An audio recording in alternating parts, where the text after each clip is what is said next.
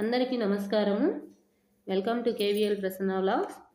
ఈరోజు మనము తిరుప్పావై పాసురాల్లో 6వ పాసురం చెప్పుకుందామండి. నిన్నటిదాకా 5 పాసురాలు చెప్పుకున్నాం కదండి. ఈరోజు 6వ పాసురం చెప్పుకుందామండి. దయచేసి ఛానల్ చూస్తున్న వారందరూ సబ్స్క్రైబ్ చేయండి, లైక్ చేయండి, షేర్ చేయండి. అందరికంటే ముందుగానే మేల్కొన్నవారు ఇంకనూ నిద్రిస్తున్న ఒక గోపికను లేవకుండటాన్ని గమనించి, తెల్లవారిందమ్మా, ఇక లేచిరా అని లేపుచున్నారు. వేకువనే మేల్కొన్న పక్షులు ఒకరినొకరు పిలుచుకుంటూ మేతకు పోదాం రండర్రా అంటూ కూస్తూ పోతున్నాయి.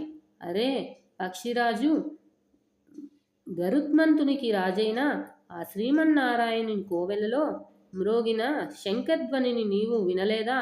ఓసి పిచ్చిపిల్ల, లేచి రావమ్మా.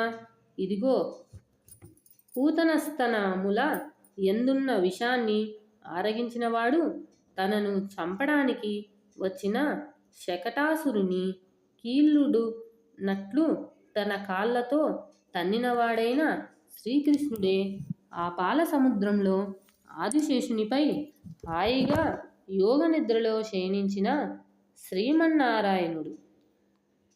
ఆ శ్రీమన్నారాయణునే యోగులు, ఋషులు తమ హృదయాలలో నిలుపుకున్నారు.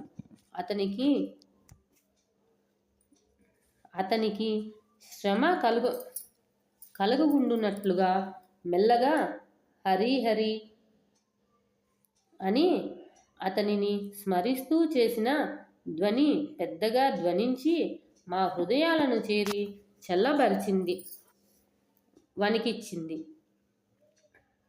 మేమంతా మేల్కొన్నాము, మరి నీవు మాత్రము కదలగా అట్లే పరుంటివేమమ్మా. ఇక నీకు వినబడలేదా? రమ్ము రమ్ము, మాతో గూడి వ్రతము చేయుము. విన్నారు కదండి. దయచేసి ఛానల్ను చూస్తున్న వాళ్ళందరూ సబ్స్క్రైబ్ చేయండి. రేపు మనము 7వ పాసురము విందామండి. Thanks for watching.